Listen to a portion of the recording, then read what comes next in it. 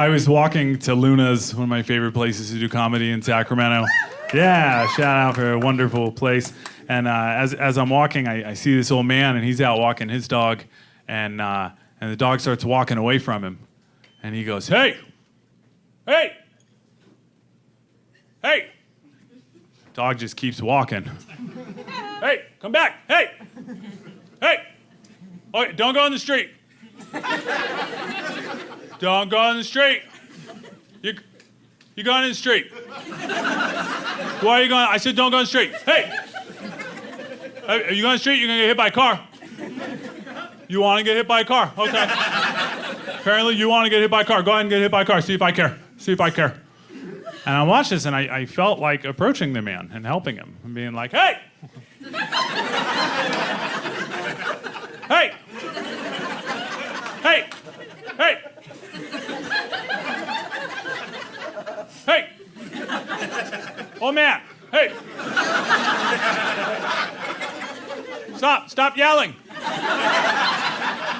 Stop yelling. The dog does not understand the words that you are yelling at him. But if I did that, any one of you witnessing it would be totally justified in approaching me and saying, hey! Hey! Hey! Hey! Hey, comedian! Hey! Hey, the old man! He does not understand the words that you are yelling at him.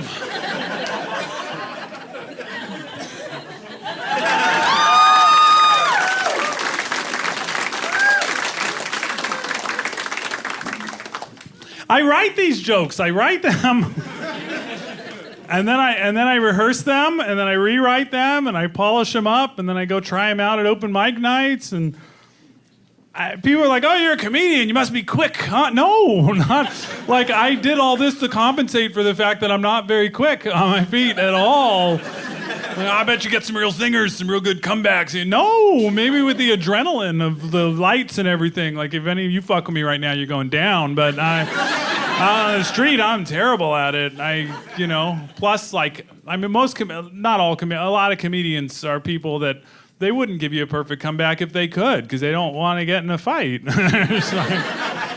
But they'll go home and write it, and then later on stage say that they did. And that's our revenge. And then we get paid for it, and you still have a miserable life, and you work in retail or whatever. Like, that's our comeback. So I came up with the perfect comeback exactly one time that I can think of, and I was on stage when it happened. I'm going to tell you 2 times that I failed, and 1 time that I succeeded. Okay, so I was at the bank, and I was in a long line at the bank, and I got this yuppie in front of me, and he's being really impatient. He's like, "Can you believe this? Can you believe this shit?" And I'm like, "Yeah, it happens every Friday." I'm like, where have you been? You know? Like, you already have all of our money. Why are you being impatient about getting to it? You know, like when I get to the end of this line, it's for bad news. I'm the one who should be mad about being here.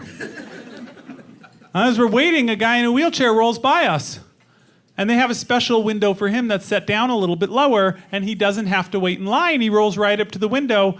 A checker takes care of him right away. He's a veteran. I knew that because he had the bumper sticker on the back of his wheelchair, which I always love when they put a bumper sticker on a wheelchair, like you're gonna see him pass you on the freeway, you know? If you can read this, you're too close, you know?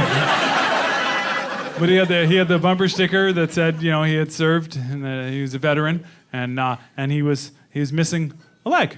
And he goes up and he gets taken care of. And I'm like, okay, that's cool. That's cool, they take care of him. And the yuppie turns around and he goes, "You see that?" And I go, "Yeah. Yeah, that was my comeback." So, yeah, really blew it.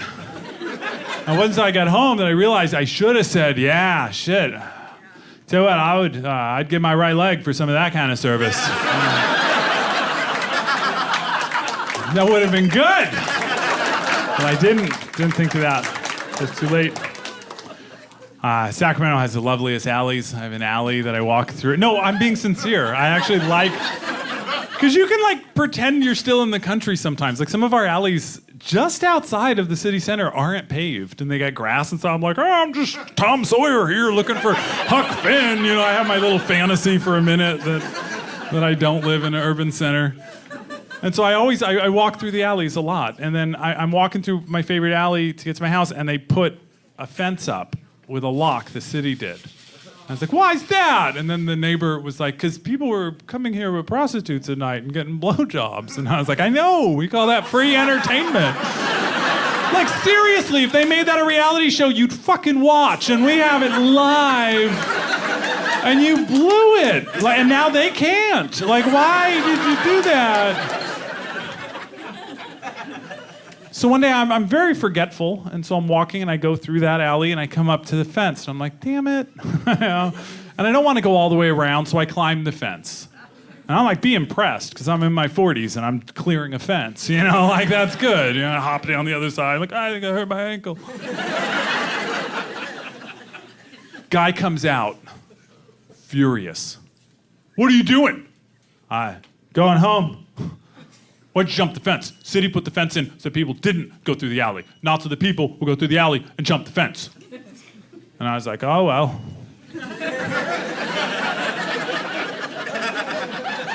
That was my comeback. Oh, well. If he'd approached me and he'd been like, hey, you know, I prefer you didn't do that again or whatever, I would have been like, yeah, I'm sorry, I just got lost. But instead he comes out like, don't do it again, all right? Don't do it again. And I said, oh, fuck you. Again, brilliant with the comebacks. I said, fuck you. And he said, oh, yeah? Yeah. He says, you want to come over the other side of the fence and say that? And I was like, no. Because then you could hit me. But why is he inviting me to jump the fence again? Like, isn't that why you're mad at me? And it wasn't until I got in the house that I was like, oh, I should have said, no, I like this fence between us. So it's like I went to the zoo and visited the asshole exhibit. Right? That would have been a good thing to say. So the one time I nailed it, I'm at a show, I'm on stage, probably being brilliant, you know, like I do. My friend Mickey's in the back with a girl who looks way too young for him, which is par for the course for this guy. Okay, I'll clear up. That's not Mickey.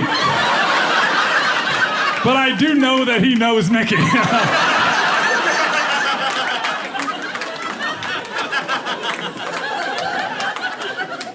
So Mickey's in the back. I'm having my moment. I'm in the spotlight, you know. And he starts heckling me. And I'm like, for real?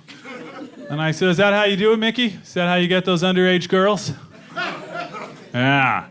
And she says, I'm not underage. To which I replied, you're not? Oh, I'm sorry. Happy birthday!